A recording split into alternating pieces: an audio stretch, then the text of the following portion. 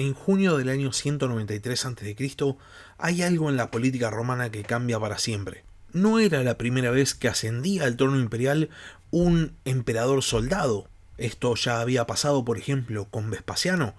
Pero sí es la primera vez que en Roma asciende un emperador que viene del ejército y que gobierna para el ejército. Estamos hablando, lógicamente, de Septimio Severo, el emperador púnico, quien vuelve a instalar al ejército como un sujeto político dentro del Imperio Romano, y entonces cambia para siempre la manera en la cual los emperadores gobiernan Roma. A partir del gobierno de Septimio Severo, las instituciones políticas romanas quedan subordinadas al poder político del ejército, y entonces, sobre todo a partir de los descendientes de Septimio Severo, como por ejemplo Caracalla, el emperador deja de ser un primus inter pares y pasa a transformarse en un señor. Sean bienvenidos a La Barba Roja de Barba Roja, un espacio para hablar sobre curiosidades de la historia.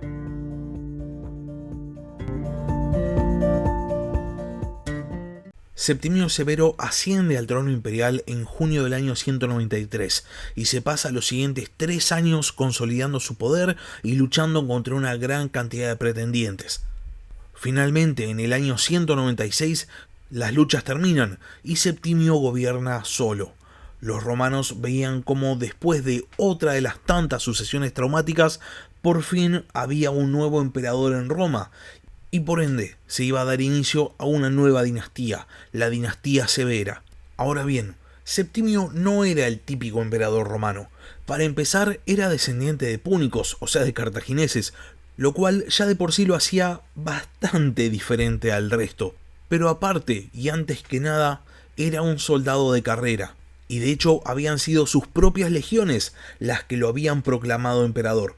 Esta no era la primera vez que pasaba esto, ya había pasado antes en la historia romana, pero la diferencia de Septimio Severo con otros emperadores soldado es que Septimio entiende desde el principio que llegó a esa posición gracias al apoyo de sus soldados y va a continuar en esa posición gracias al apoyo de sus soldados. El nuevo emperador de Roma había entendido de manera muy rápida que estaba en esa posición gracias al apoyo de sus soldados. Los soldados eran un nuevo viejo sujeto político, un sujeto político al cual no se le había prestado demasiada atención en el último tiempo. Pero ahora que la inquietud política de las legiones había despertado por fin, iba a ser él quien utilizase a los soldados como base de poder político. Y por este motivo decide gobernar para los soldados y encara una serie de reformas destinadas sobre todo a mantener el apoyo político de las legiones hacia su dinastía. De esta manera, el nuevo emperador de Roma decide aumentar el salario de los legionarios, aún a costa del equilibrio fiscal perseguido por Pertinax. Y también hace algunas reformas en la estructura militar, crea nuevas legiones, crea colegios militares y permite a los soldados oficializar sus matrimonios. Los legionarios responden a estas reformas con un apoyo incondicional al gobierno de Septimio Severo, y el emperador responde encarando una serie de campañas, movilizando a sus tropas. Una de estas campañas es en el año 197, es decir, solamente un año después de haber logrado consolidar el poder imperial. Septimio decide encarar una invasión al Imperio Parto y logra reconquistar la Mesopotamia, que había sido abandonada en tiempos de Adriano. Esta campaña finaliza en el año 199 y es célebre el asedio de la capital de los partos, la ciudad de Ctesifonte, en el que mueren 100.000 personas. Después de esa campaña, Septimio Severo vuelve a Roma, pero ya en el año 203 vuelve a salir y emprende un viaje por todo el oriente imperial. Y no mucho tiempo después, en el año 208, decide viajar a Britania junto a sus dos herederos, Caracalla y Geta, para realizar una campaña contra los caledonios. Es dentro del marco de esta campaña que en el año 211 Septimio Severo fallece en la ciudad de Boracum, la actual York. Dion Casio cuenta que sus últimas palabras fueron: mantengan la paz, enriquezcan a los soldados y búrlense del resto. marcando claramente el tono del gobierno de su dinastía.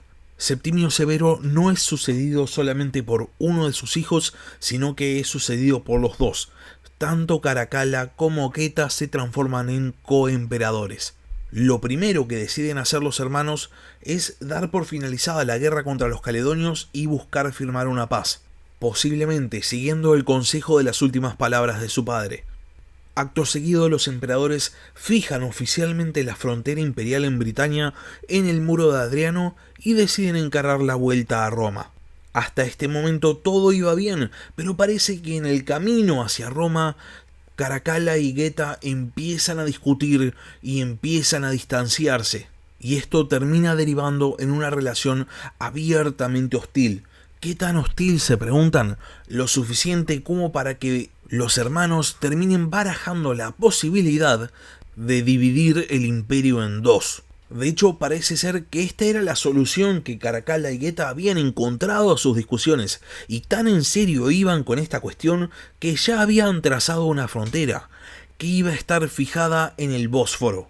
Sin embargo, al final esta idea no se lleva a cabo gracias a la intervención de la madre de los hermanos, Julia Domna, quien va a ser la encargada de intentar acercar posiciones. Julia Domna tenía la idea de que sus hijos se reconciliaran y de esta manera organiza una reunión entre ambos para el día 26 de diciembre del año 211. La idea era que los hermanos se reconciliaran, que arreglaran todas sus diferencias. Sin embargo, lo que termina sucediendo es que Geta, el único de los hermanos que había concurrido a la reunión, es asesinado por parte de soldados enviados por su hermano. Y entonces, después del asesinato de su hermano, Caracalla empieza oficialmente a gobernar solo, y su primera medida es perseguir y ejecutar a todos los partidarios de su hermano. En esta persecución terminan muriendo miles de personas.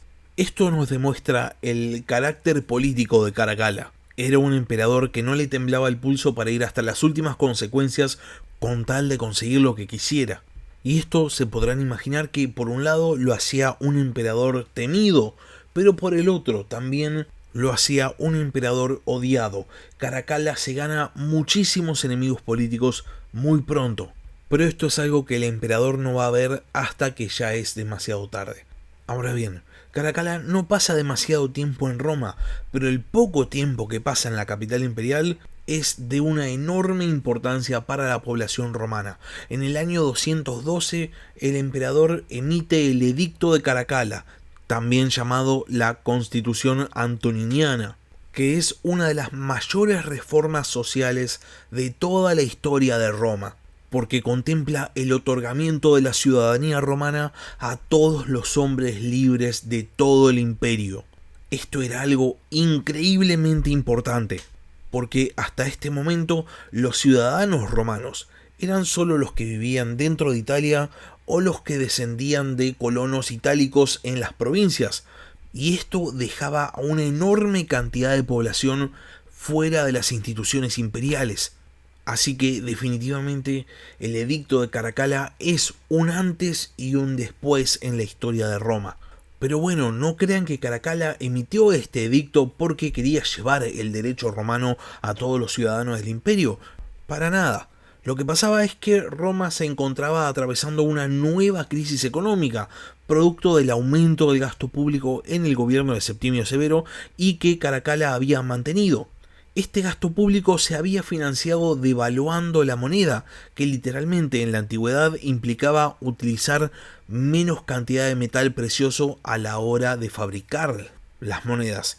Caracalla aparte había emitido una nueva moneda, el antoniano, que tenía una mayor concentración de metal precioso que los denarios romanos, pero era de menor tamaño.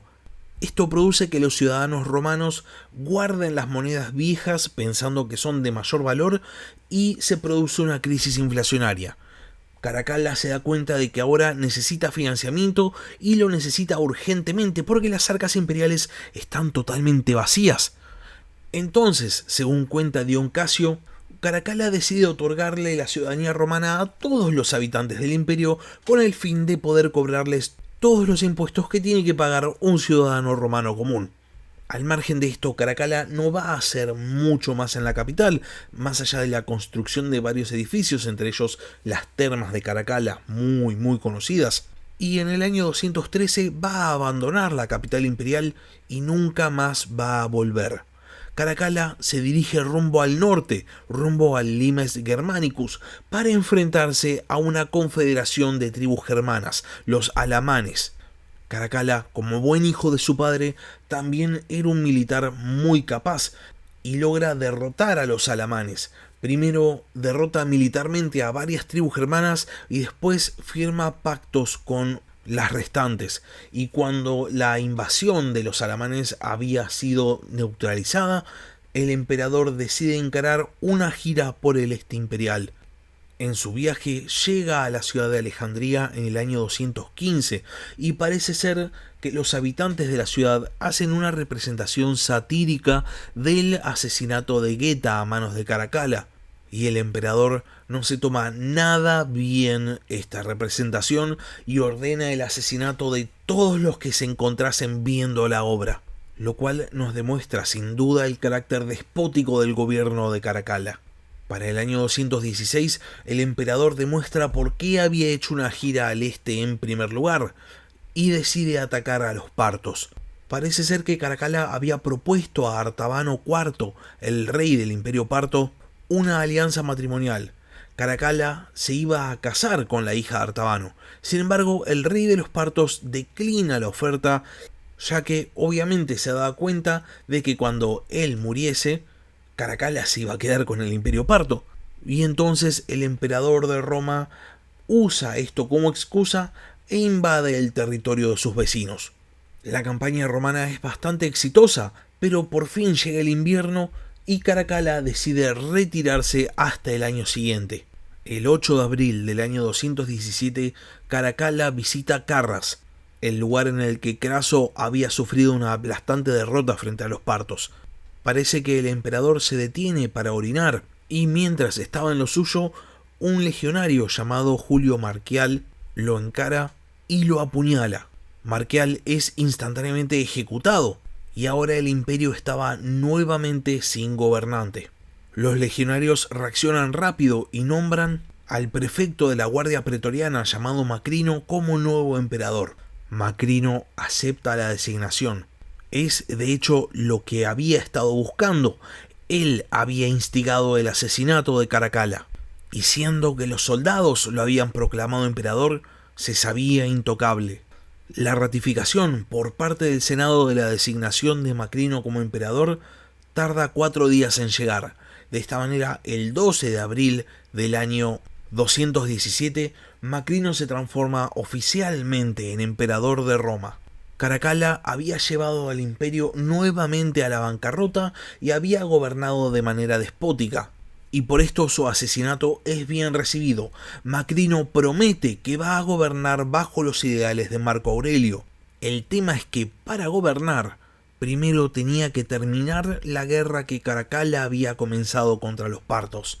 El nuevo emperador comanda a sus legiones y se enfrenta a los partos en la batalla de Nisibis, un combate que dura 3 días completos y en el cual mueren decenas de miles de soldados, y en el que, pese a sus esfuerzos, los romanos son derrotados. Macrino entiende que la guerra está perdida y entonces busca negociar una paz con los partos. Se compromete a abandonar Armenia, que pasaba oficialmente a la esfera de influencia de los partos, y también al pago de 200 millones de sestercios, una suma enorme que le aseguraba la paz con su vecino.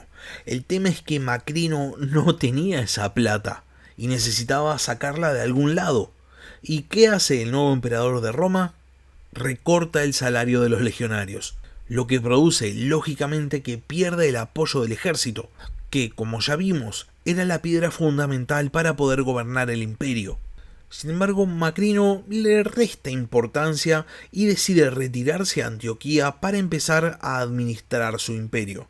Es en su estancia en Antioquía que designa como gobernador de Pérgamo y de Esmirna al historiador Dion Casio, y de ahí prosigue con sus planes políticos. Ahora bien, lo que el emperador ignoraba es que con la pérdida del apoyo político por parte de las legiones, los soldados habían empezado a buscar un sustituto para el gobierno imperial. Y es así que aparece en escena Wario Agüito Baciano, también llamado Heliogábalo, un joven de 14 años que presuntamente era el heredero de Caracalla. Heliogábalo es proclamado emperador por las legiones el 16 de mayo del año 218. Macrino, viendo una amenaza, intenta calmar la situación. Para empezar, devuelve a los legionarios el salario que había sido recortado, pero para este momento ya había perdido la confianza de las tropas. Entonces el emperador decide intentar otra táctica y nombra a su hijo, llamado Diadumeniano, como Augusto y lo designa como su sucesor. La idea de Macrino parecía ser establecer rápidamente una nueva dinastía que le confiriese legitimidad. Sin embargo, no consigue frenar la escalada y rápidamente se generan dos bandos dispuestos a combatir con el fin de apoyar a su candidato al trono imperial. Y entonces se genera una breve guerra civil, que culmina en una batalla que se libra el 8 de junio del año 218, en el que las tropas leales a Macrino se enfrentan a las tropas leales a Heliogábalo, en lo que se conoce como la batalla de Antioquía. Macrino ve como su ejército es derrotado y entonces huye junto a su hijo. Sin embargo, es capturado en Calcedonia y es ejecutado, lo que lógicamente pone fin a su intento de generar una nueva dinastía y termina con el restablecimiento de la dinastía severa. Los soldados romanos podían estar nuevamente tranquilos, sabiendo que los gobernaba un emperador descendiente de Septimio Severo, un emperador que se iba a ocupar de todas sus necesidades y que iba a velar por todos sus intereses.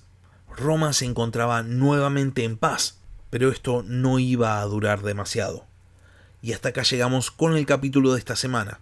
Si quieren escuchar la continuación de la historia de la dinastía Severa, no se pierdan el capítulo de la semana que viene, y para esto les recomiendo suscribirse al canal, tanto en Spotify como en YouTube. Y hablando de suscribirse, les comento que pueden apoyar el podcast con una donación mensual, transformándose en miembros del canal en YouTube o mediante Patreon. Les dejo el link en la descripción del capítulo. Por último, si tienen alguna pregunta o quieren participar, pueden dejarme un comentario en la caja de comentarios de YouTube o pueden mandarme un mail al mail del podcast, labarbarrojadebarbarroja@gmail.com. Muchas gracias por haber escuchado y hasta la próxima. Gracias por escuchar La Barba Roja de Barbarroja. Si tenés algún comentario, si tenés alguna pregunta o simplemente tenés algo para decir, podés escribir un comentario en YouTube o bien podés mandar un mail a labarbarrojadebarbarroja@gmail.com. Hasta la próxima.